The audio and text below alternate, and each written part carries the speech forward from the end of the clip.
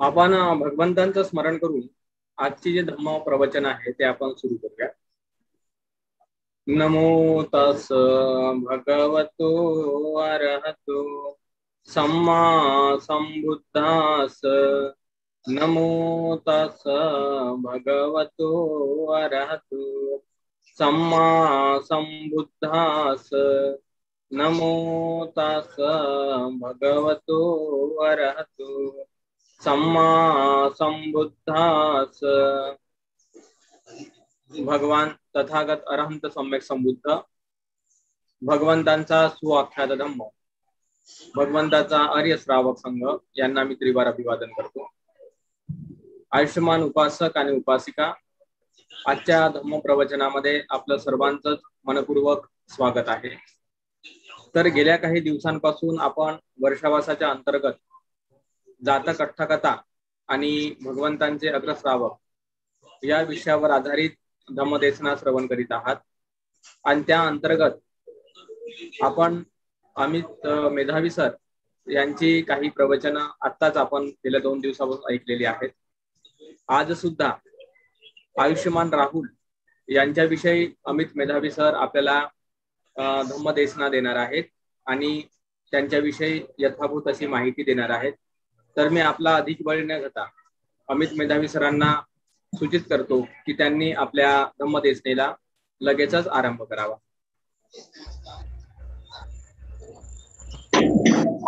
सर्वांना जय भीम, नमो बुद्धाय. आज सायंकाळी पुन्हा एकदा आपण पाऊस चालू आलाय म्हणूनच म्हटलं धम्मदेशना ऐकणार आहोत, धम्मचिंतन करणार आहोत. ज्यांचे माईक सुरू आहेत त्यांना विनंती आहे की आपण आपला माईक म्यूट करावा, शांतपणे आपल्याला ऐकता येईल. बोधिसत्व सिद्धार्थ गौतम यांचा जो मुलगा होता राहुल, त्यांच्याविषयी आज आपण थोडीशी माहिती ऐकणार आहोत. त्यांचं जीवन कार्य आपण समजून घेणार आहोत. आपल्याला माहित आहे की 2600 वर्षांपूर्वी एक महामानव जन्माला आला. त्यांनी एक अशी विद्या शोधून काढली, असा धम्म शोधून काढला जो धम्म इतर लोकांच्यासाठी चिरंतन कल्याणकारक होईल. 2600 वर्षांपासून आपण पाहतो आजही तो धम्म आपल्यासाठी अतिशय कल्याणकारी व्यवस्था बनवून राहिलेला आहे. आपल्या जीवनामध्ये प्रकाश आणण्याचं काम, आपल्याला दुःखातून मुक्त करण्याचं काम हा धम्म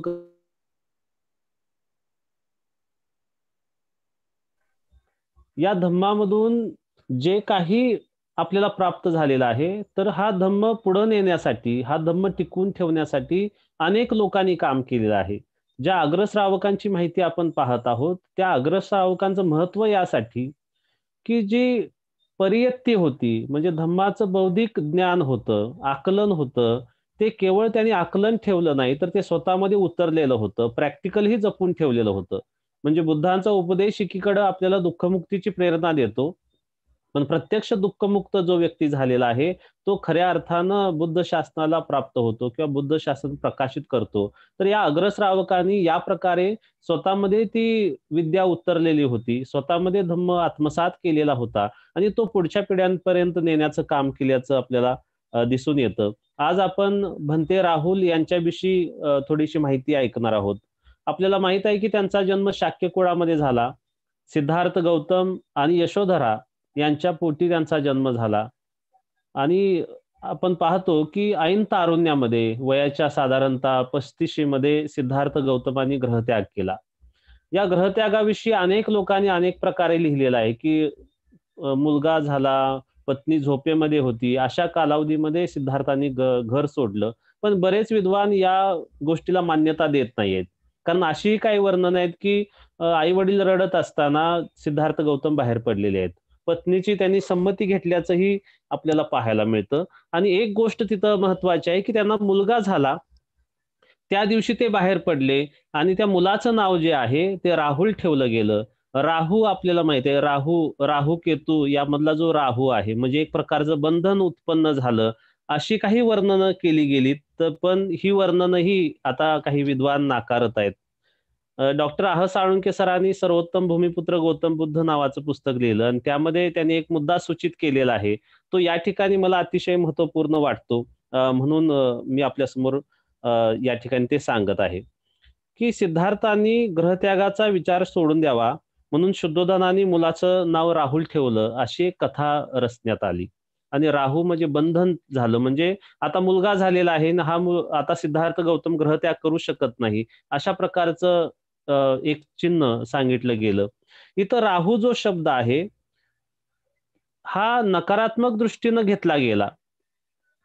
पण एक गोष्ट इथं डॉक्टर आह साळुंखे सूचित करतायत, की ज्या नगरीमध्ये शाक्य राहत होते, जी कपिलवस्तू राजधानी होती, त्या कपिलवस्तूचं नावच कपिल मुनींच्या नावानं होतं, जे सांख्य दर्शनाचे प्रवर्तक होते आपल्याला माहित आहे. आणि ते चार्वाक दर्शनाचेही प्रवर्तक होते. त्याचबरोबर कपिल मुनी कोण होते? तर बळीराजाचे चुलते होते, विरोचनाचे भाऊ होते. ज्या लोकांनी, हे असुर परंपरेतले लोक आहेत, ज्या लोकांनी इथं प्रयत्नवादाचा पुरस्कार केला, ज्या लोकांनी इथली ब्राह्मणी व्यवस्था नष्ट व्हावी म्हणून प्रयत्न केले, जे लोक स्वतःवरती विश्वास ठेवत होते, असे असुर आहेत. त्या असुर कुळातल्या कपिलांचं नाव त्या कपिल वस्तूला होतं. आणि राहू सुद्धा त्याच कुळातला आहे. तो एक महत्वपूर्ण असुर आहे. त्या राहूचंही नाव त्या पद्धतीनं दिलं गेलं असेल, असं डॉक्टर आह साळुंखे सरांनी म्हटलेलं आहे. त्यामुळं राहू हा एक महान असुर होता आणि या महान असुराचं नाव सिद्धार्थांच्या मुलग्याला दिलं असण्याची शक्यता आहे.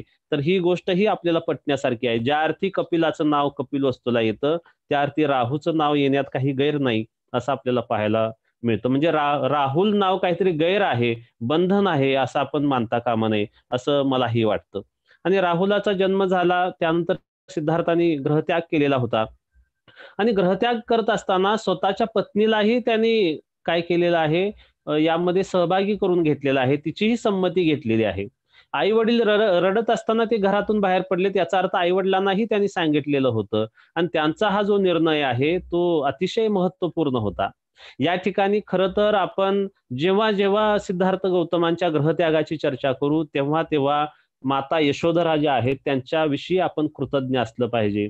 साळुंखे सरांनी तर इतकं सुंदर लिहिलंय, की ते म्हणतायत, की आपण यशोधरांची माफी मागितली पाहिजे, की यशोधरांचा जो नवरा आहे त्यानं ग्रहत्याग केला, त्यामुळे जगाचं कल्याण झालं. पण त्यांच्यासाठी मात्र ती सुरुवातीला दुःखद गोष्ट होती. यशोधरांनी जो त्याग केलेला आहे, त्या त्यागावरती हा धम्म उभा आहे, ही गोष्ट आपण समजून घेऊया. आणि मग सिद्धार्थ गौतमांनी ग्रहत्याग केला आपण पाहतो. आणि ग्रहत्याग केल्यानंतर ते गेले. साधारणतः 6-1 वर्षानंतर त्यांना संबोधीची प्राप्ती झाली. बोधी प्राप्त झाल्यानंतर ते सारनाथला गेले. तिथं पंचवर्गीय भिक्खूंना त्यांनी धम्म दिला. त्यानंतर सारनाथवरून पुन्हा ते उरुवेलाला आले. तिथं काश्यप बंधूंना त्यांनी दीक्षा दिली. त्यानंतर ते पुन्हा राजगृहाला गेले. आणि शुद्धोधन महाराज जे सिद्धार्थ गौतमांचे वडील होते, त्यांच्या इच्छेनुसार, त्यांच्या विनंतीनुसार, की एकदा भेटायला ये, पाहायला ये, कारण सिद्धोधन राजांचंही वय झालेलं होतं. आणि त्यांना पाहण्यासाठी सारीपुत्त मोग्गलान आणि इतर भिक्खू संघासहित तथागत बुद्ध कपिलवस्तूला आले. कपिलवस्तूला आल्यानंतर तिथले लोक उत्सुक होते पाहण्यासाठी, की 6-7 वर्षानंतर राजपुत्र आपल्या गावी येत आहेत, परत येत आहेत. आणि लोक उत्सुक होते पाहण्यासाठी. आणि यावेळेला भिक्खू आले, तथागत बुद्ध आले. आणि आल्यानंतर त्या गावाच्या कडेनं ते पिंडपातासाठी उभा राहिले, अन्नग्रहणासाठी. आणि ही गोष्ट राजाला समजली, यशोधरेलाही समजली. आणि यशोधरेला ते वाईट वाटलं, की जो राजपुत्र या राज्यामध्ये म्हणजे उंची आभूषणं घालून फिरला, रथामधून फिरला, ज्याच्याकडे काहीच कमतरता नाही, असा व्यक्ती आज लोकांच्या दारामध्ये अन्नासाठी उभा आहे. आणि शुद्धोधन महाराजांना ही बातमी कळवली जाते. आणि महाराज तडक रथामध्ये बसतात आणि तिथे येत आहेत. आणि तथागत बुद्धांना म्हणतायत, की तुम्ही आम्हाला लज्जा उत्पन्न करत आहात. तुमच्या भिक्खू संघाला आम्ही अन्न देऊ शकणार नाही, इतकी काय आपली अवस्था बिकट झालेली नाही. तुम्ही राजवंशातले आहात ना, आपण राजवंशातले लोक अशा प्रकारे कोणाच्या दारामध्ये थांबत नाही अन्न मागण्यासाठी. ही एक प्रकारची भीक आहे. आणि तेव्हा तथागत बुद्धांनी जे शब्द उच्चारले ते आपल्यासाठी अतिशय महत्वाचे आहेत. महाराज त्यांना म्हणतायत की महाराज तथागत तुम्ही राजवंशातले आहात, आणि तथागत महाराजांना असं म्हणतायत शुद्धोधनांना, महाराज राजवंश हा तुमचा वंश आहे, पण मी आता बुद्ध वंशातला आहे, बुद्ध वंश हा माझा वंश आहे, आणि या प्रकारे पिंडपात करून अन्न ग्रहण करणं हे बुद्ध वंशाचं वंश चारित्र्य आहे. म्हणजे आम्ही बुद्ध लोक, श्रमण परंपरेतले लोक याच प्रकारे अन्न ग्रहण करत असतो. तथागतांनी स्वतःचा वर्ण इथं काय म्हणतात डिकास्ट झाले, ते डिक्लास झाले, म्हणजे वर्ण नाहीसा केला, जात नाहीशी केली, राजपुत्र राजघराणं नाहीसं केलं, आणि एक सामान्य माणूस म्हणून, एक माणूस म्हणून ते तिथं प्रेझेंट झाले. ही गोष्ट आपल्यासाठी महत्वाची आहे. त्यांनी अनात्मभाव जो प्राप्त केलेला होता, तो अनात्मभाव या ठिकाणी सांगितला. ची आवश्यकता आहे की जेव्हा एखादा माणूस बौद्ध बनतो तेव्हा त्याची पूर्वीची ओळख निघून जाते, आणि तो केवळ एक श्रमण राहतो, एक चांगला माणूस बनतो. हे तथागत बुद्धांनी तिथं राजाला सांगितलं. त्यानंतर पिंडपात वगैरे ग्रहण केल्यानंतर ते भेटायला आले राजवाड्यामध्ये, आणि महाराजांना भेटले, घरातल्या इतर कुटुंबियांना भेटले, पण यशोधरा काही बाहेर आली नाही. आणि यशोधरा बाहेर आली नाही, तथागतांनी विचारलं पण यशोधरा कुठं आहे, तर ती बाहेर आली नाही. तिच्यापर्यंत निरोप पोहोचवला गेला, पण यशोधरा असं म्हणते की जर माझं काही महत्व असेल तर मलाच भेटायला येतील. आणि तेव्हा तथागत बुद्ध सोबत सारिपुत्त आणि मोग्गलान यांना सोबत घेऊन यशोधरेच्या खोलीमध्ये प्रवेश करतायत, आणि प्रवेश करण्यापूर्वी सारिपुत्त आणि मोग्गलान यांना ते म्हणतायत की मी मुक्त आहे, मी अनासक्त आहे, मात्र यशोधरा मात्र त्या प्रकारची नाहीये. ती भावनेच्या भरामध्ये मला स्पर्श करू शकेल, पण तुम्ही तिला अडवू नका. हे अगोदरच सारिपुत्त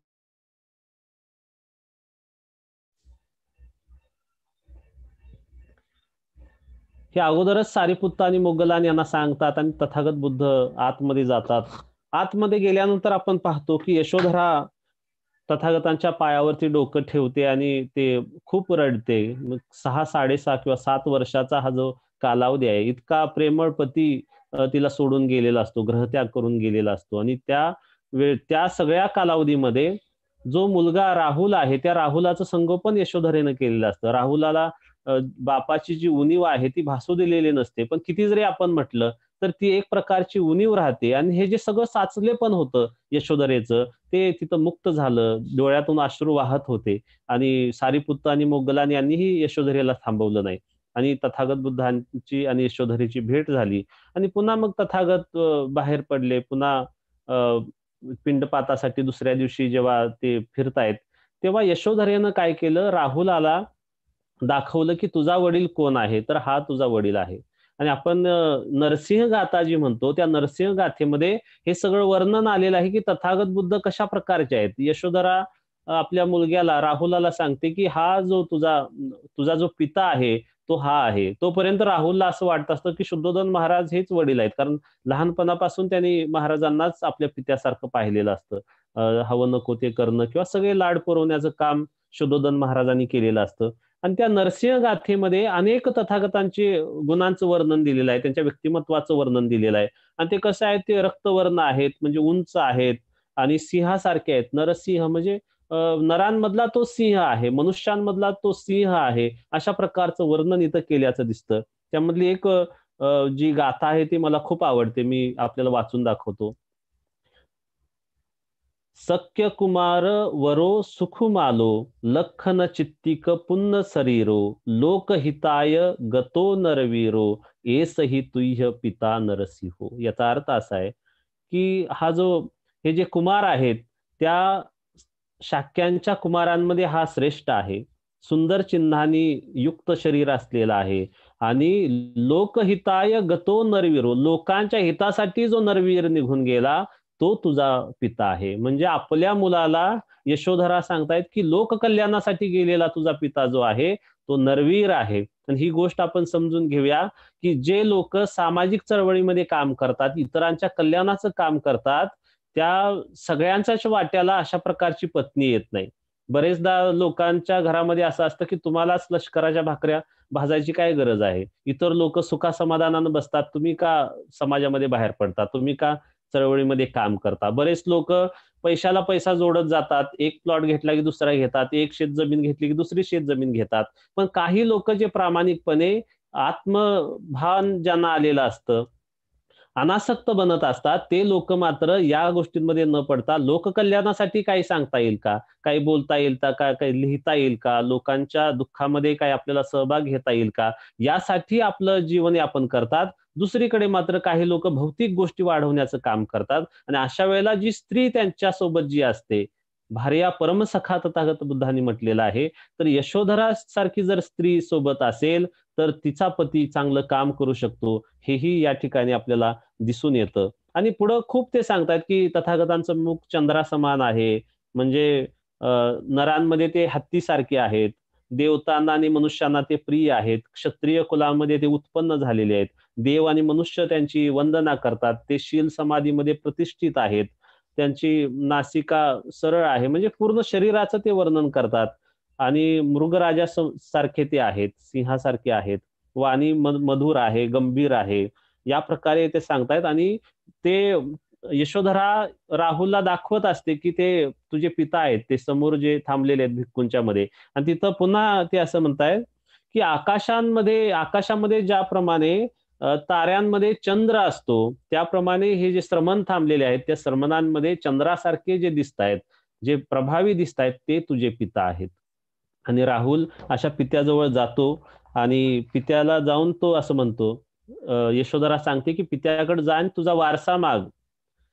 तर तेव्हा राहुल तिथं जातो, तथागतांच्या जवळ थांबतो. आणि तथागतांच्या जवळ गेल्यानंतर राहुल एक वाक्य त्यांना बोलतो, तो म्हणतो की श्रमणा, तुमची सावली किती सुखकर आहे.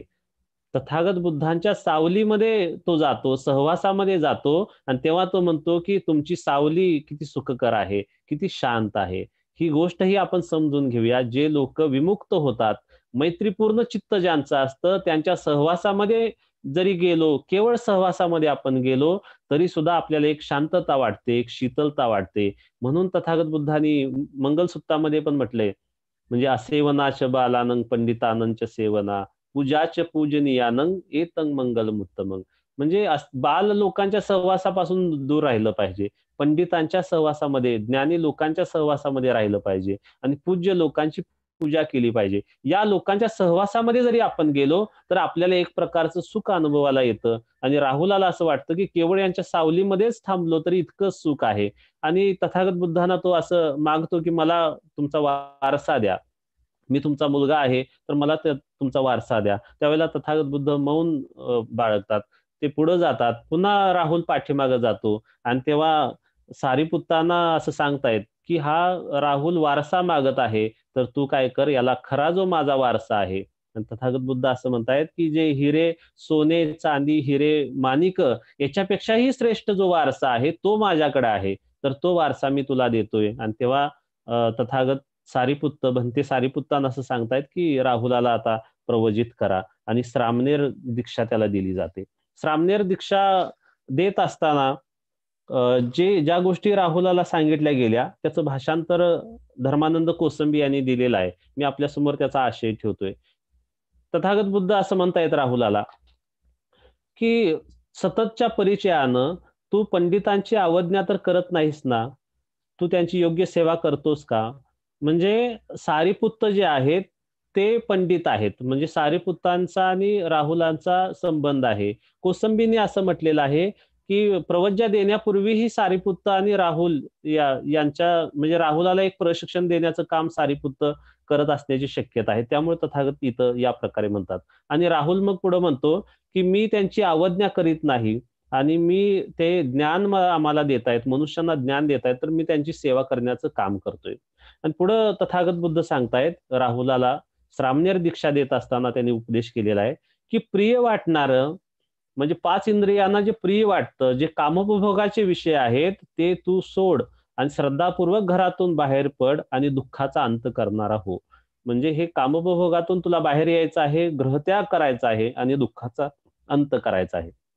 पुढे तथागत असं म्हणतायत, कल्याण मित्रांची संगती धर, जेथे फारशी गडबड नाही अशा एकांत स्थळी तुझं वस्तिस्थान असू दे, आणि मिताहारी हो, म्हणजे जेवणामध्ये, भोजनामध्ये मात्रा जाणणारा तू हो. आपल्याला माहित आहे की भिक्खूंच्यासाठी एक वेळ अन्न ग्रहण करण्याची अनुमती होती. विकाल भोजन वेरमणी सिक्कापदं समाधियम, माध्यान्हपूर्व एकदाच भोजन केलं जायचं. त्यानंतर पुढे ते म्हणतायत तथागत, चिवर आहे, पिंडपात आहे, औषधी पदार्थ आहे आणि राहण्याची जागा, याची तू तृष्णा धरू नकोस. बघा, ही आपण परवाही पाहिलं की काही लोक प्रवज्जित होतात, ग्रहत्याग करतात, पण ते ज्या विहारामध्ये जातात त्या विहाराची तृष्णा उत्पन्न करतात. ते काही चिवर चिवर म्हणजे केवळ अंग झाकण्यासाठी जे साधन आहे त्याचीही तृष्णा निर्माण करतात. काहीतरी शयनासन मिळावं, उपासकांच्याकडून मला काहीतरी मदत व्हावी, या प्रकारची तृष्णा उत्पन्न करतात आणि इथं मात्र की या तृष्णेतून तू बाहेर पड. पुढे ते म्हणतायत, विनयाच्या नियमात आणि पंचेंद्रियात संयम ठेव, कायागता स्मृती असू दे आणि वैराग्य पूर्ण हो. विनयाचे जे नियम आहेत ते तू फॉलो कर. त्यानंतर इंद्रियांचा संयम ठेव आणि कायागता सती जी आहे, म्हणजे डोक्याच्या केसापासून पायाच्या नखापर्यंत हे जे काही शरीर अशुभानी भरलेलं आहे याची तू भावना कर. आणि पुढे ते म्हणतायत की तू वैराग्य पूर्ण हो. म्हणजे अशुभ भावना केल्यामुळं आपोआप माणूस वैराग्य पूर्ण बनतो, आपोआप तो अनासक्त बनतो. ही गोष्टही आपण समजून घेऊया. पुढे असं म्हणतायत, काम विषयानं मिश्रित असे जे विषयाचे शुभ निमित्त आहेत, म्हणजे कामछंदाचे जे विषय आहेत ते शुभनिमित्त सोडून दे आणि एकाग्रता आणि समाधी प्राप्त करून देणाऱ्या अशुभाचं तू चिंतन कर. अशुभ गोष्टींचं तू चिंतन कर, म्हणजे कामोपभोगातून तुझी मुक्ती होईल. आणि पुढे ते असं म्हणतायत की अनिमित्ताची म्हणजे निर्वाणाची भावना कर, अहंकार सोड आणि अहंकाराचा नाश केल्यावर तू शांतपणे राहशील. आणि हा उपदेश तथागत बुद्धांनी राहुलाला त्यावेळेला केलेला होता. ही गोष्ट आपण समजून घेऊया. राहुल अतिशय आज्ञाधारक होता आणि राहुलाचं महत्व हे की ते सिद्धार्थ गौतमाचे मुलगा तर होतेच, त्याचबरोबर सारीपुत्तांच्या हस्ते त्यांना दीक्षा मिळालेली होती, जे धम्मसेनापती होते. आणि दुसरे जे अग्रशिष्य महत्वाचे आहेत ते महाकाश्यप आपण पाहतो, महामोग्गलान हे राहुलांचे आचार्य होते. म्हणजे महामोग्गलान आणि सारीपुत्त यांच्या सानिध्यामध्ये आणि स्वतः तथागत बुद्धांच्या देखरेखीमध्ये राहुलाचं शिक्षण सुरू होतं, राहुलाचं प्रशिक्षण सुरू होतं. हे आपण पाहूया. मगजिम निकाय हा जो त्रिपिटकातला ग्रंथ आहे, या ग्रंथामध्ये राहुला संबंधी राहुलाला दिलेले तथागत बुद्धांनी जे उपदेश आहेत ते महत्वाचे 3 उपदेश या ठिकाणी नोंदवण्यात आलेले आहेत. एक आहे अंबलठिक राहुलवाद सुत्त, त्यामध्ये मुसावादाविषयी माहिती दिलेली आहे. दुसरं आहे महाराहुलवाद सुत्त, त्यात आनापान सती वगैरेची माहिती दिलेली आहे. त्यानंतर आहे चुल्ल राहुलवाद, त्यामध्ये अनात्म भावाची माहिती दिलेली आहे. ही गोष्टही आपण समजून घ्या. म्हणजे अधिक अभ्यासासाठी आपल्याला प्रत्यक्ष मगजिम निकायामध्येही ती सुत्त जर पाहिली तर तिथं विस्तारानं तथागत बुद्धांनी केलेला उपदेश आढळतो. मीही काही संक्षेपानं पुढे सांगणारच आहे त्यातल्या काही गोष्टी. राजगृहामध्ये एकदा वेळुवनामध्ये कंदलक निवापामध्ये तथागत राहत होते आणि राहुल ही तिथं अंबलठिका वनामध्ये राहत होता आणि बुद्ध त्याला पाहण्यासाठी गेले, राहुलाला पाहण्यासाठी. आणि पाहण्यासाठी गेल्यानंतर बुद्धांना राहुलाने येताना पाहिलं, तेव्हा तिथलं बुद्धांना बसण्यासाठी, तथागतांना बसण्यासाठी त्यांना आसन वगैरे व्यवस्थित केलं, पाय धुण्यासाठी पाणी आणलं आणि तथागत बुद्धांना वंदन करून तो एका बाजूला बसला. तथागत बुद्धांच्या हातामध्ये पात्र होतं आणि त्या पात्रामध्ये पाणी होतं. राहुलाला ते पात्र दाखवतायत आणि म्हणतायत, राहुला या पात्रामध्ये किती पाणी आहे? तर राहुल म्हणतो थोडंसं पाणी आहे. तेव्हा ते म्हणतायत की ज्या व्यक्तीला खोटे बोलण्याची म्हणजे जाणून बुजून खोटं बोलण्याची लाज वाटत नाही, त्याचा श्रामण्य भाव जो आहे, श्रमण भाव जो आहे तो या प्रकारचा असतो. म्हणजे श्रमण असतात त्या श्रमणाचा जे खोटे बोलतात त्याचा श्रामण्य भाव म्हणजे ह्या थोड्याशा पाण्यासारखा असतो. पुन्हा तथागत बुद्ध असं काय करतात, ते पाणी ओततात. पाणी ओतताना राहुलाला म्हणतात हे काय होत आहे, तर पाणी काय होत आहे, खाली पडत आहे. तर पुन्हा तथागत असं म्हणतायत की ज्याला खोटं बोलण्याची लाज वाटत नाही त्याचा सामान्य भाव कसा आहे, या खाली पडणाऱ्या पाण्यासारखा आहे, तो पतित होणारा आहे. त्यानंतर तिसऱ्यांदा ते काय करतात, पात्र घेतात, पात्रामध्ये पाणी असेल ते पात्र झाकतात आणि राहुलाला विचारतात आता हे काय आहे, तर राहुल म्हणतो की पात्र झाकलेलं आहे. तर पुन्हा ते असं म्हणतायत की राहुला, ज्याला खोटं बोलण्याची लाज वाटत नाही त्याचा सामान्य भाव कसा असतो, तर या झाकलेल्या पात्रासारखा तो झाकला गेलेला असतो. आणि त्यानंतर तथागत बुद्ध काय करतायत, ते पात्र रिकामं करतायत आणि रिकाम पात्र राहुलाला दाखवून सांगतायत की ज्याप्रमाणे हे पात्र रिकाम आहे त्याप्रमाणे जो जाणून बुजून खोटं बोलतो आणि खोटं बोलण्याची ज्याला लाज वाटत नाही मुसावादाची लाज वाटत नाही त्या व्यक्तीचा श्रामण्य भाव या रिकाम्या पात्रासारखा असतो. म्हणजे ते श्रमण भाव जो आहे तो शून्य असतो असं त्या तथागतांना सुचवायचं होतं. आणि पुढे ते म्हणतायत की राहुला, चेष्टेत सुद्धा, सहजपणे सुद्धा तू खोटे बोलू नको. ही अत्यंत महत्वाची शिकवण तथागत बुद्धांनी दिलेली आहे. चेष्टेमध्ये सुद्धा तू खोटं बोलू नयेस. आणि आपल्याला माहित असेल की सम्राट अशोकाने जे शिलालेख लिहिले त्या भाब्रूच्या लेखामध्ये सम्राट अशोकाने काय केलेलं होतं, लोकांच्यासाठी जे काही लिहिलेले होते म्हणजे आदेश लिहिलेले होते त्या आदेशामध्ये एक आदेश असा होता, विशेषतः भिक्खूंच्यासाठीही त्यांनी लिहिलेला होता की हे भदंतगण, सद्धर्म चिरस्थायी होण्यासाठी मी काही धर्मग्रंथांची नावे देतोय, म्हणजे काही सुत्तांची उपदेशांची नावे देतोय, ते तुम्ही धारण करा आणि लोकांनाही ते सांगावं. त्यामध्ये विनयक समुत्कर्ष, आर्यवंश, अनागत भय, मुनिगाथा, मोनेय सुत्त आणि त्या ठिकाणी राहुलवाद राहुलवाद ही इथं सम्राट अशोकांनी दिलेला आहे की याचं काय करा, याचा तुम्ही अभ्यास करा आणि लोकांना सांगा. हा राहुलवाद म्हणजे काय होता, तर खोटे बोलण्याची लाज ज्याला वाटत नाही त्याचा श्रामण्य भाव शून्य असतो, म्हणजे तो माणूस म्हणून शून्य किमतीचा असतो असं तथागत बुद्धांना या ठिकाणी सांगायचं होतं. आणि मुसावादा वेरमणी हे अतिशय आवश्यक आहे. म्हणजे तथागत बुद्धांनी जो अष्टांगिक मार्ग आपल्याला दिला, दुःखमुक्तीचा मार्ग दिला, त्या दुःखमुक्तीच्या मार्गामध्ये एक पूर्ण अंग सम्मा वाणीचं ठेवलेलं आहे. म्हणजे वाणी किती महत्वाची असेल. आज आपण जी दुःख भोगतो त्या दुःखांमध्ये पहा, वाणीमुळे उत्पन्न होणारी दुःखे अधिक आहेत. म्हणजे एखादा व्यक्ती व्यर्थ बडबड करतो, एखाद्याची निंदा करतो, कटू बोलतो, कठोर बोलतो, चहाडी चुगली लावतो, भांडण लावतो, लोक तोडणारी भाषा बोलतो, एखाद्याला कमी लेखणारी भाषा बोलतो, त्यामुळं अधिक दुःख उत्पन्न होत आहेत. कारण जिभेमुळेच आपण इतरांशी कनेक्टेड असतो.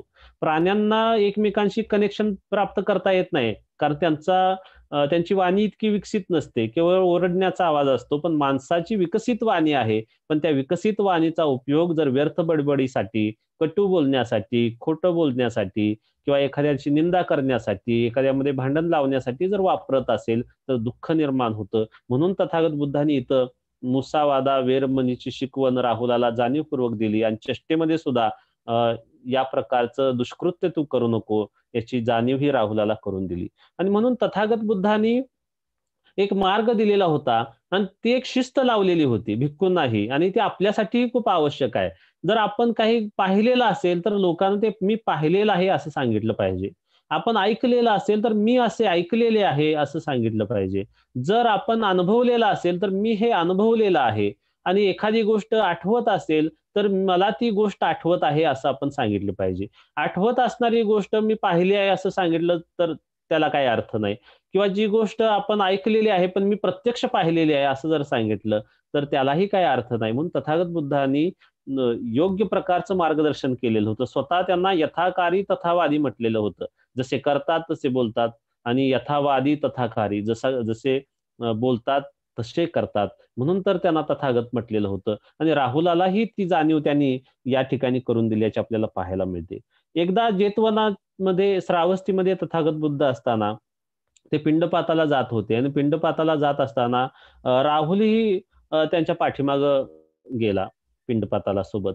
आणि पिंडपात ग्रहण केल्यानंतर ते राहुलाला भेटले आणि राहुलाला विचारलं आणि त्याला असं एक उपदेश अशा प्रकारचा केला की राहुला, हे जे रूप आहे हे रूप नश्वर आहे किंवा अनित्य भावाचं आहे, हे उत्पन्न होतं नष्ट होतं, हे दुःखमय आहे, हे अनात्म आहे, या प्रकारची शिकवण राहुलाला त्यांनी दिली.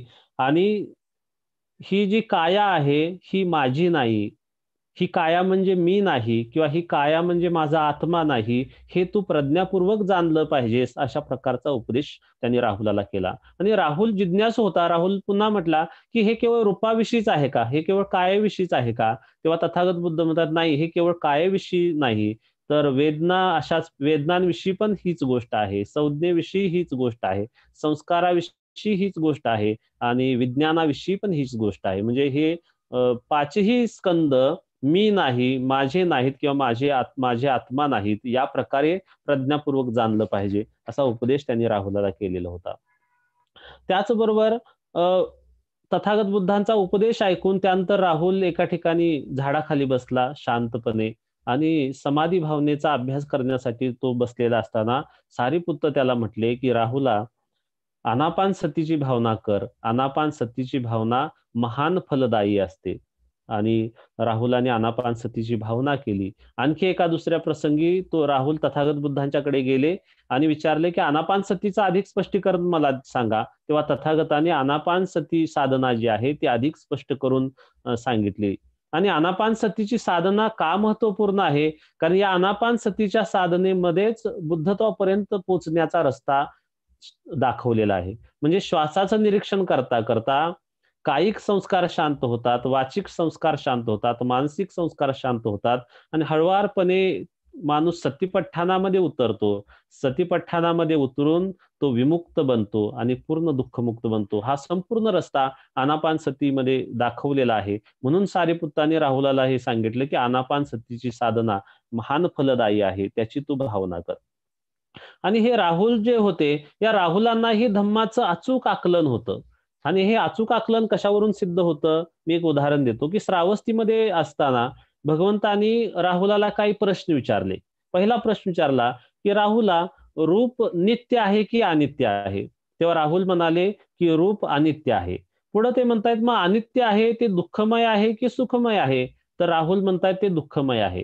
म्हणजे जी गोष्ट अनित्य आहे, जी बदलणारी आहे, ती गोष्ट आपण पकडू शकत नाही, त्यामुळे तर दुःखमय ती आहे.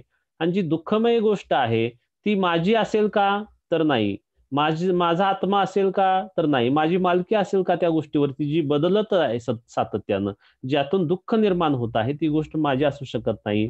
तेव्हा हे अनित्य आहे, हे दुःख आहे, हे विपरिणाम धर्म आहे. त्यामुळे बुद्धिवान व्यक्तीनं ते अनात्म आहे हे जाणलं पाहिजे आणि हे मी नाही, माझं नाही, माझा आत्मा नाही असे समजलं पाहिजे, असं तथागत बुद्धांनी राहुलाला उपदेश केला आणि राहुलाने तो ग्रहण करून अनुमोदन दिलं. त्याचबरोबर मग पुढं त्यांनी विस्तारानं, म्हणजे हे स्रोत जे आहे, स्रोत आहे, शब्द आहे, स्रोत विज्ञान आहे, याच्या बाबतीत ही याच प्रकारे ते अनित्य आहे, दुःखमय आहे, अनात्म आहे. घ्राणा बाबतीत म्हणजे घ्राण आहे, गंध आहे, घ्राण विज्ञान आहे, जिव्हा आहे, रस आहे, जिव्हा विज्ञान आहे. त्यानंतर काया आहे, स्पर्श आहे, काय विज्ञान आहे, मन आहे, धम्म आहे, मनोविज्ञान आहे. या बाबतीत ही याच प्रकारची गोष्ट तथागत बुद्धांनी सांगितली की हे अनित्य आहे, दुःखमय आहे आणि त्यावरती आपली मालकी नसल्यामुळे ते अनात्म आहे. स्वतःच म्हणण्यासारखं काही त्यामध्ये दिसत नाही. आणि राहुलाने हे अतिशय शांतपणे ग्रहण केलेलं होतं. आणि या प्रकारे आपण पाहतो की राहुल शिकत होते आणि सारीपुत्त, मोग्गलाने तथागत बुद्धांच्या देखरेखीखाली राहुलांचं योग्य प्रकारचं प्रशिक्षण होत होतं. राहुल जरी सिद्धार्थ गौतमाचा मुलगा असले तरी त्यांच्याकडे त्या प्रकारचा कोणताही आविर्भाव दिसत नव्हता. आज आपण पाहतो, आज घराणेशाहीचं इतकं स्थूम अनेक ठिकाणी माजलेलं आहे की घराण्यात जन्माला आला म्हणजे एखाद्या विचारवंताच्या पोटी एखादा व्यक्ती जन्माला आला की तो बाय बॉर्न विचारवंतच आहे, असं काही लोकांची धारणा असते. पण ती धारणा चुकीची आहे हे आपण समजून घ्यावं. काही लोक असतात म्हणजे धर्मानंद कोसंबींच्या पोटी डी कोसंबी येतात, असे काही लोक असतात, पण सगळेच लोक त्या प्रकारचे नसतात. वारसा हा विचारांचा असतो. राहुल जरी तथागत बुद्धांचे पूर्व आयुष्यातले त्यांचे पुत्र असले तरी संघामध्ये दाखल झाल्यानंतर त्यांनी स्वतःसाठी काही वेगळं अस्तित्व निर्माण केलं नाही. नाहीतर नेत्याचा मुलगा म्हणून आपण पाहतो, नेत्याचा मुलगा शिकायला परदेशामध्ये जातो आणि कार्यकर्त्याची मुलं इथं आंदोलनामध्ये दिसतात आपल्याला. तशी भूमिका इथं राहुलांची आपल्याला दिसत नाही. नेत्याच्या मुलाला काहीतरी विशेष अधिकार आणि कार्यकर्त्याच्या मुलग्यानं फक्त चटया टाकायच्या, डांब रवायचे आणि पताका लावायच्या, पॅम्पलेट वाटायचे, गावोगावी जाऊन प्रचार करायचा, ही भूमिका आज जशी दिसते तशी तथागत बुद्धांची नव्हती. म्हणून तथागत बुद्धांच्याकडून आपण खूप काही शिकण्यासारखं आहे. त्यांनी धम्माचा वारसा जो आहे तो वारसा कशा प्रकारे पुढे नेला हे राहुलांच्या उदाहरणावरून आपल्याला समजून येतं. राहुल अतिशय साधे होते. एकदा ते कोसंबीला गेले. तथागत बुद्ध तिथं एका विहारामध्ये राहत होते आणि अगोदरच तिथं अनेक भिक्खू आलेले होते आणि तेव्हा एक विनय संघानं केलेला होता की ज्या ठिकाणी एखादा उपसंपन्न भिक्खू आहे, उपसंपदा झालेला भिक्खू राहतो, तिथं श्रामणेर भिक्खून राहू नये. आणि तिथल्या विहारांमध्ये जागा नसल्यामुळं राहुल बाहेर तसेच थांबले आणि ज्या ठिकाणी तथागत बुद्धांचं विहार आहे तिथं शौचालय आहे, त्या शौचालयामध्ये ते झोपले रात्रीचं. विचार करा, सम्यक संबुद्ध जो व्यक्ती आहे, संघाचा निर्माता आहे, धम्माचा प्रवर्तक आहे, त्याचा जो मुलगा आहे, तो मुलगा तिथं कोणतेही विशेष अधिकार मागत नाही, तर आपल्याला जागा नाही म्हणून कुणाविषयी कुरकुर करत नाही, कुणाला दोष देत नाही, तर शांतपणे कुणालाही कळू न देता तो त्या शौचालयामध्ये जातो आणि तिथं झोपतो. सकाळी तथागत बुद्ध जेव्हा त्याला पाहतायत, तेव्हा त्यांच्या लक्षामध्ये येते की राहुल रात्री इथंच झोपलेला आहे. तेव्हा ते सारीपुत्ताला बोलवतात आणि सारीपुत्ताला ते दोष देतात की राहुलाला सांभाळण्याची जबाबदारी तुझी आहे, तर अशा प्रकारे त्याची हेळसांड होऊ नये याची काळजी तू घेतली पाहिजेस. दुसरा असाच एक प्रसंग आहे. म्हणजे एकदा विहारामध्ये राहुलाला जागा नाही मिळाली. तिथं तशीच अवस्था झाली की अगोदरच काही भिक्खू आलेले होते, त्यामुळे तिथं जागा नव्हती. तेव्हा राहुल जे आहेत ते भगवंतांच्या कुटीसमोर मोकळ्या मैदानामध्ये म्हणजे मोकळ्या हवेमध्ये ते झोपलेले होते. आणि त्यावेळेला रात्री मारानं त्यांच्यावरती काय केलेलं होतं, हल्ला केलेला होता. मारानं हत्तीचं आपण पाहतो की हत्तीचं स्वरूप धारण करून घाबरवण्याचा प्रयत्न राहुलांना केला, पण राहुल घाबरले नव्हते, ते निर्भय झालेले होते. म्हणजे ज्याच्यातलं वैर निघून गेलं, जो मैत्रीपूर्ण झाला तो निर्भय बनतो, हे राहुलांच्या उदाहरणावरून आपल्याला समजतं. म्हणजे कोणतीही कुरकुर करत नाहीत, कोणतीही कटकट करत नाहीत, कोणताही अधिकार ते मागत नाहीत. ज्याप्रमाणे एखादा सामान्य इतर भिक्खू आहेत त्याप्रमाणे जगण्याचं काम राहुलांनी केलेलं होतं. कोणताही विशेष अधिकार मला पाहिजे किंवा मी काहीतरी इतरांना सांगेन, माझी पहिल्यांदा सोय करा, मी तथागतांचा मुलगा आहे, मला पहिल्यांदा विहार द्या, बाकीच्यांचं तुम्ही नंतर पहा, अशा प्रकारची भूमिका राहुलांनी घेतलेली नाही. हे कार्यकर्त्यांनी आपण शिकलं पाहिजे की कशा प्रकारे चळवळ पुढे जाते, कशा प्रकारे विचारधारा जिवंत राहिली जाते. तर राहुलासारखे लोक जेव्हा तयार होतात तेव्हा विचारधारा जिवंत राहते, हे आपण पाहूया. राहुलाच्या विमुक्तीसाठी एकदा तथागत बुद्धांनी उपदेश दिला. जेव्हा त्यांच्या लक्षात आलं की राहुल आता परिपक्व बनलेला आहे, तेव्हा तथागत बुद्ध जेतवनामध्ये होते, श्रावस्तीमध्ये, आणि राहुलाला ते भेटले आणि राहुलाला म्हटले, राहुल, बसण्याचं जे आसन आहे ते घे आणि आपण अंदवनामध्ये जायचं आहे. आणि ते आसन राहुल घेतात. तथागत बुद्ध आणि राहुल अंदवनामध्ये जातात आणि तिथं गेल्यानंतर तथागत बुद्ध राहुलांना इंद्रिय आणि इंद्रियांचे विषय आणि त्यामधला जो त्यामधली जी असारता आहे, फोलपणा जो आहे, तो समजून सांगतायत. अनात्म भावाची शिकवण ते राहुलांना देतात आणि ती अनात्म भावाची शिकवण ऐकल्यानंतर राहुल अरहंत बनतायत. आणि तेव्हा तथागत बुद्ध अशी घोषणा करतायत की शिक्षण घेणाऱ्यांमध्ये राहुल अग्र आहे. म्हणजे हा जिज्ञासू होता आणि शिकण्यासाठी उत्सुक होता. तथागत बुद्धांचा अनात्म भावाचा उपदेश, अनात्म लक्षणाचा उपदेश ऐकून राहुल अरहंत बनले, ही गोष्ट आपण पाहूया. म्हणजे आपल्या वडिलांनी जो वारसा दिलेला होता, स्वतः वडील अरहंत होते आणि हा मुलगा सुद्धा त्यांच्याच पावलावरती पाऊल ठेवून अरहंत बनला. आजच्या तरुणांनी ही गोष्ट आपण समजून घेतली पाहिजे की आपण ज्यांना आदर्श मानतो त्यांच्यासारखं बनण्याचा, त्यांच्या उंचीला पोचण्याचा प्रयत्न आपण करणं हे खूप आवश्यक आहे. राहुल जरी भिक्खू असले तर ते मध्यंतरी आईला भेटायला यायचे, यशोधरेला भेटायला यायचे, म्हणजे त्यांची विचारपूस करायला यायचे. एकदा असेच ते आल्यानंतर त्यांना यशोधरेंना भेटू दिलं नाही आणि त्यांनी विचारलं की काय झालेलं आहे. तर ते म्हटले की यशोधरेला पोटाचा विकार झालेला आहे, वायू फुल्लता असं त्याचं नाव आहे, तर पोटाचा विकार झालेला आहे. आणि तेव्हा राहुल विचारतात की मग त्यावरती उपाय काय आहे. तर उपाय असा सांगितला जातो की आंब्याचा रस करून त्यामध्ये साखर वगैरे घालून जर प्यायला दिला तर त्यांचा तो विकार थांबेल. आणि राहुल परत येतात आणि भंते सारीपुत्तांना ते सांगतात की असं असं झालेलं आहे, तर आईला याची गरज आहे. तेव्हा सारीपुत्त राजा प्रसेनजितांना हा निरोप पाठवतात की या प्रकारची गरज यशोधरेला आहे. तर माता यशोधरेसाठी प्रसेनजित राजे रोज आंबे पाठवण्याची व्यवस्था करतात आणि त्यानंतर त्यांचा जो आजार आहे तो आजार बरा होतो. ही गोष्ट आपण समजून घेऊया. आणि सारीपुत्तांच्या बाबतीमध्ये आपण पाहूया की राहुलांना सारीपुत्तांच्या बाबतीत खूप आदर होता, अतिशय आदर होता, कारण सारीपुत्तांच्याच जवळ राहुलांचं प्रशिक्षण झाल्याचं आपल्याला पाहायला मिळतं. राहुलांनी स्वतः काही उदाहरण सांगितलेले आहेत, स्वतः त्यांनी काही विचार सांगितलेले आहेत, ते अशा प्रकारचे आहेत. ते असं म्हणतायत स्वतः राहुल स्वतःविषयी की मी दोन्हीकडून भाग्यशाली आहे, दोन्हीकडून मला गौरव वाटतो. कोणता गौरव की एक तर मी बुद्धांचा मुलगा आहे आणि दुसरा म्हणजे मला धम्मामधली दृष्टी प्राप्त झालेली आहे. म्हणजे ते सिद्धार्थ गौतमाचेही मुलगे होतेच, पण बुद्धांचेही मुलगे ते होते. ही गोष्ट पण आपण समजून घेऊया. थेरी गाथेमध्ये आपण जेव्हा वाचतो तेव्हा त्या थेरी काय म्हणतात, की आम्ही ओरसाधिता आहोत, म्हणजे बुद्धांच्या औरस कन्या आहोत. का आहोत? तर त्यांनी अरहंत पद प्राप्त केलेलं होतं. राहुल जोपर्यंत अरहंत बनले नाही तोपर्यंत ते बुद्धांचा मुलगा ते स्वतःला म्हणू शकत नाही. ते सिद्धार्थ गौतमाचा मुलगा होते, पण बुद्धांचा मुलगा म्हणता येत नाही. पण इथं पाहतो जेव्हा अरहंत पद प्राप्त झालं तेव्हा ते बुद्धपुत्र बनलेले आहेत. सिद्धार्थ पुत्र तर होतेच, पण ते बुद्धपुत्र बनले. त्यासाठी ते स्वतःचा मी गौरवशाली आहे म्हणतात. आणि राहुल भद्र असंही त्यांना म्हटलं जायचं. पुढे ते म्हणतात की माझे आश्रव नष्ट झालेले आहेत, म्हणजे माझे सगळे विकार नष्ट झालेले आहेत. आता माझा पुन्हा जन्म होणार नाही. आणि मी जो म्हणजे लोकांनी पूजन करावं या पात्रतेचा आता बनलेलो आहे. दान मिळण्याच्या पात्रतेचा बनलेला आहे. आणि 3 विद्या मला प्राप्त झालेले आहेत. आणि अमृताचा अनुभव मी घेतलेला आहे, म्हणजे निब्बानाचा अनुभव मी घेतलेला आहे, असं राहुल म्हणतात. पुढे राहुल आपल्यासाठी एक महत्वाचा संदेश देत आहेत. तो संदेश असा आहे की जे लोक कामासक्त आहेत, तृष्णेमध्ये अडकलेले आहेत, ते तृष्णारूपी जाळ्यात अशा अडकलेले आहेत की ज्याप्रमाणे सापाच्या तोंडामध्ये एखादा मासा अडकावा, म्हणजे साप एखाद्या माशाला गिळंकृत करावा, त्याप्रमाणे माराच्या तावडीमध्ये असे लोक सापडलेले असतात, जे लोक तृष्णेमध्ये रममान होतात.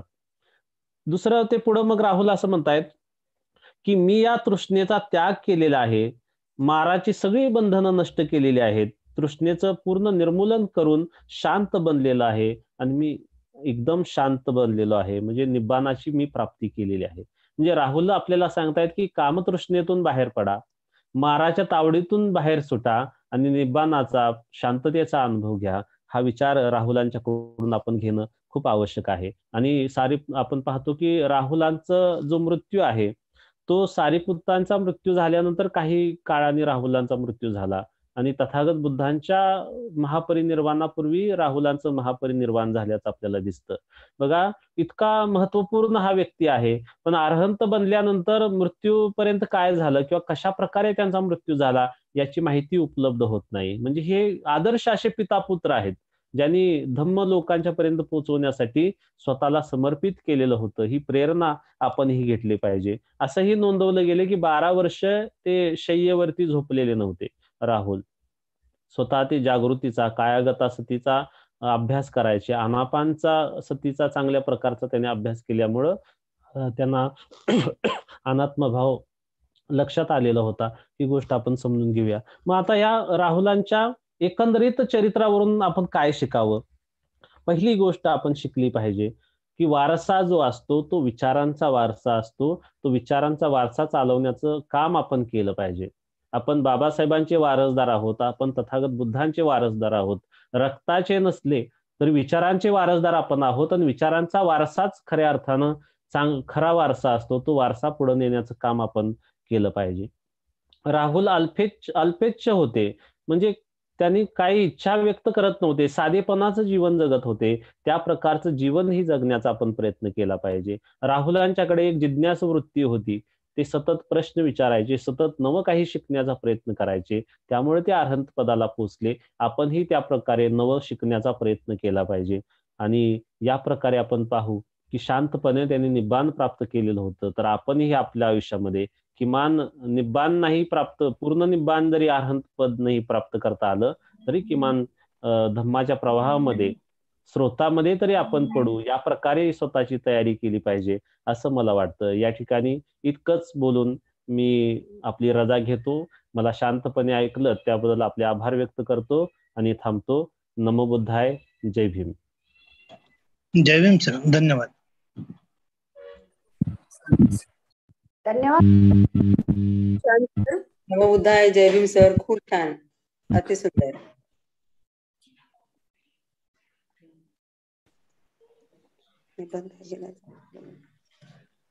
जय भीम. नमो बुद्धाय सर. जय भीम. सगळ्यांचे धन्यवाद. सर, मला एक प्रश्न होता. हा, विचारा. भार्या परम सखा सांगितलं तुम्ही, त्याचा अर्थ कळेल का? पत्नी म्हणजे एखाद्या पुरुषाची पत्नी जी आहे व्यक्ती त्याची परममित्र आहे असं तथागत बुद्धांनी सांगितलेलं आहे. Thank you sir.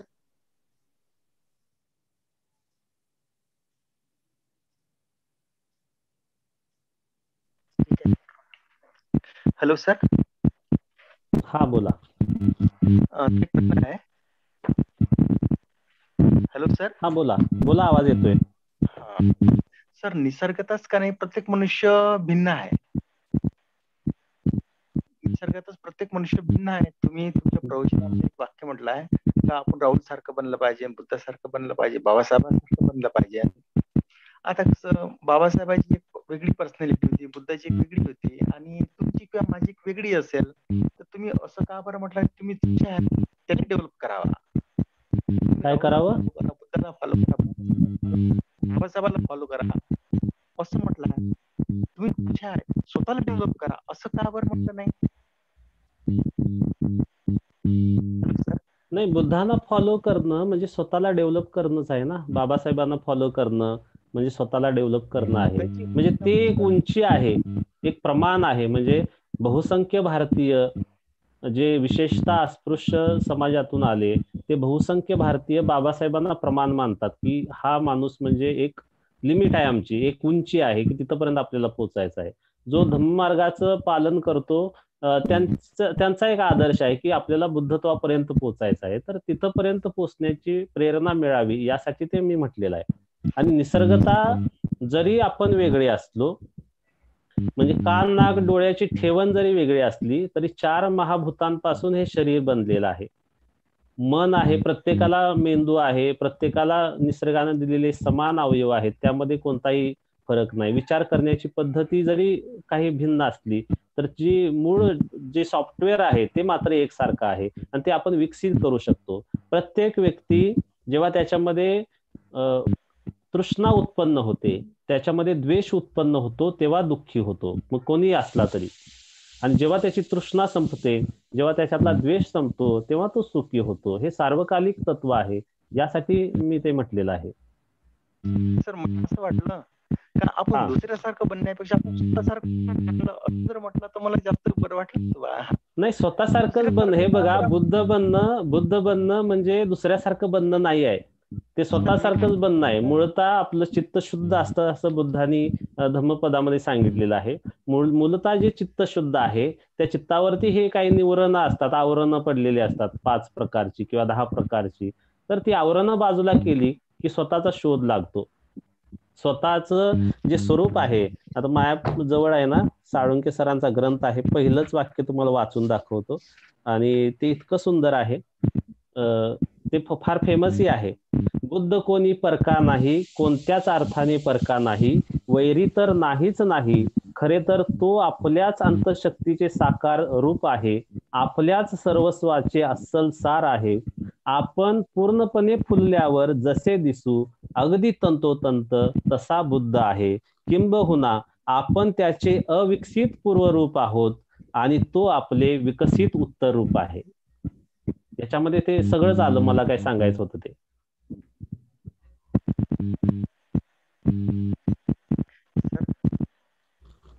Hello sir.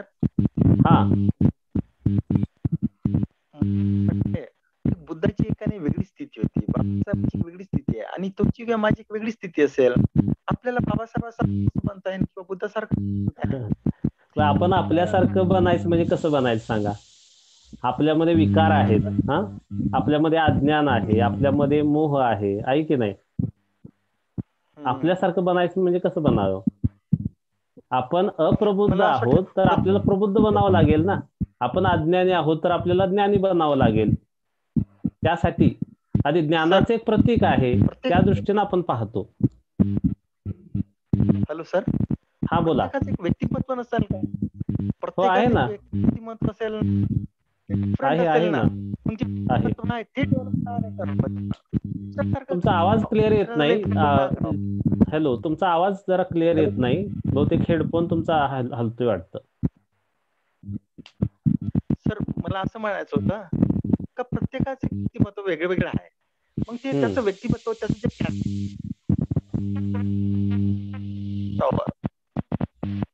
तर तुमचा आवाजच ऐकू येत नाही क्लिअर. सर आवाज येते? ते खरखरतो बघा आवाज तुमचा.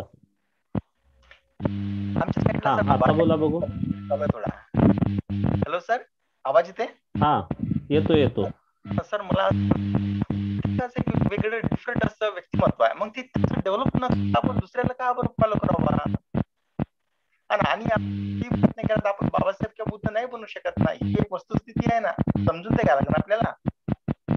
बाबासाहेबांची किंवा नाही बुद्धाची हे बघा, आपण बाबासाहेब बनायचं म्हणजे डॉक्टर बाबासाहेब आंबेडकर हा व्यक्ती बनायचं नाही आपल्याला. तर बाबासाहेबांनी जे ज्ञान ग्रहण केलं, त्यांनी ज्या प्रकारे समाज कल्याणाची भावना बाळगली, त्यांनी ज्या प्रकारे इथल्या विषमतावादी व्यवस्थेला चॅलेंज केलं, त्या प्रकारे आपणही ज्ञानी व्हावं, इतर लोकांना विषमतावादी व्यवस्थेला चॅलेंज करावं, या प्रकारे आपण बाबासाहेबांसारखं बनायचं आहे. बुद्धानी म्हणजे सिद्धार्थ गौतमानी ज्या प्रकारे स्वतःमधले दोष जाळून टाकले, स्वतःची तृष्णा जाळून टाकली, त्या प्रकारे आपण ही बनायचं आहे.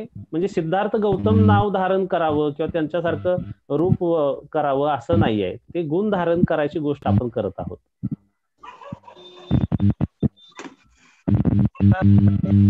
स्वतःला कसं डेव्हलप केलं, एक वेगळी नीती होती. हॅलो, हा आपलं मला असं वाटतंय का जगातला प्रत्येक व्यक्ती भिन्न आहे, नॅचरली भिन्न आहे, आणि त्यामुळे प्रत्येकाने त्याची वेगवेगळी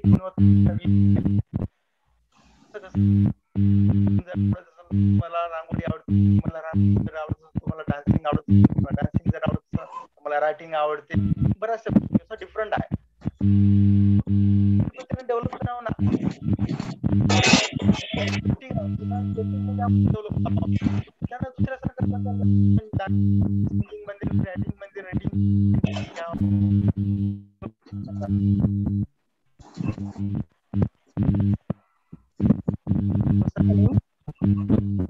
तुमचा आवाज येत नाही. तुमचा आवाज येत नाहीये. पण सर, मेधावी सर, हा बोला की. खूप छान तुम्ही एक्सप्लेनेशन दिलं, आणि जे धम्मदेशना चालू आहे त्याच्यातून खूप छान प्रेरणा भेटत आहे आम्हाला.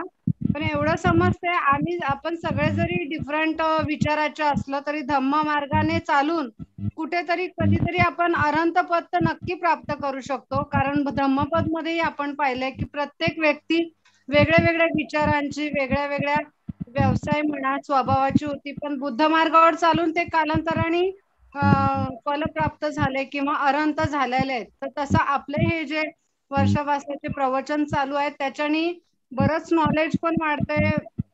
आम्हाला खूप धम्ममय असं चित्त धम्ममय होत चाललंय आणि शुद्ध होत चाललंय असं फील होतं. तर नक्कीच पुढे कधी आपण माहित नाही, पण मैत्रेय बुद्धांच्या वेळेस पर्यंत तरी आपण वेगळे जरी सगळे स्वभावाला असलो तरी अनंतपद मे बी प्राप्त करूच असं मला वाटतं. अरे वा वा, साधू साधू साधू, तुम्ही खूप छान म्हणताय तसं व्हावं. धम्मदेशना असते आणि खूप प्रेरणादायी असतं. आणि प्रत्येकाचा स्वभाव जरी आपला वेगळा असला तरी अनंत पद आपण ह्या मार्गाने चालल्यावरती जसं बुद्धांनी सांगितले.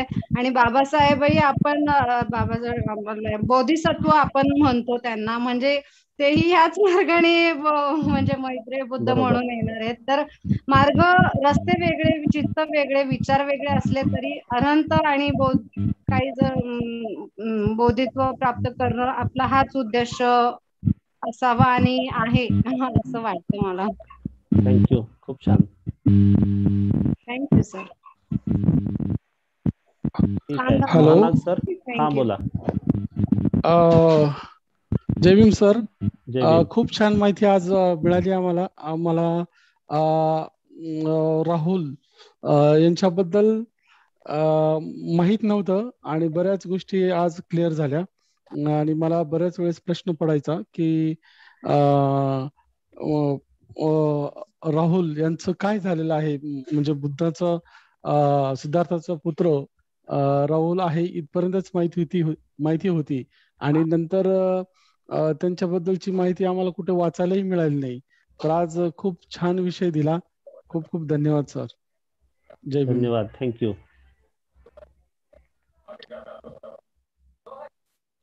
हॅलो महानाग सर, थांबूया का? हा हॅलो. हा सर. तर आपण थांबू शकतो. अतिशय उत्तम आणि चांगल्या प्रकारे आपण समजावून सांगितलेलं आहे. तर आपण या ठिकाणी सर्वांप्रती मंगलकामना करूया आणि आजचं जे धम्म प्रवचन आहे ते आपण थांबवूया आणि उद्या आपण परत एकदा सर्वजण भेटूया. ठीक आहे. भवतु सब मंगलं रखन्तु सब देवता सब बुद्धानुभावेन सदा सुखे भवन्तु ते. भवतु सब मंगलं रखन्तु सब देवता सब धम्मानुभावेन सदा सुखे भवन्तु ते. भवतु सब मंगलं रखन्तु सब देवता सब संघानुभावेन सदा सुखे भवन्तु ते. साधु साधु. तर ठीक आहे, आपण भेटूया सर्वजण. सर्वांना मंगलकामना. थँक्यू.